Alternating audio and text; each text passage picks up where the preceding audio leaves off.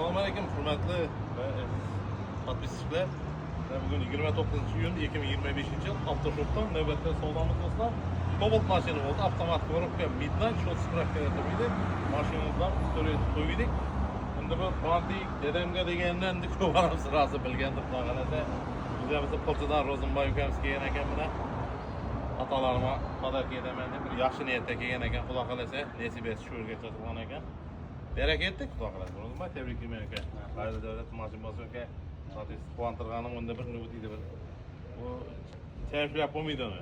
Raskazimizda? Tamam. Nurbekida. Nurbek, vaqtni qaradingmi aka? Rozenbay, baholar normal bo'ldimi aka? Xudo xolasa. Kilometrler so'yam meni yitirgay. Eng kamida hammalaringizni ota-onalaringizga shunday mashinalar pazarga ketib, hammalaringizga podpisga nasib etgan xudo xolasa. Mashinamiz 165 million so'm. Istoriya qo'ydik, o'zi bitar bahazam deb qo'ydik. Atama pazarga ketaman aka deb kelganda 163 million so'm naqd qilib bergan. Ishlar bo'ldi, qo'lchiga ketdi.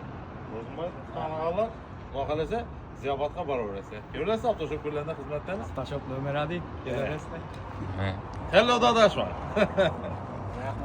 Hayırlı görünler. Kimse olaysa.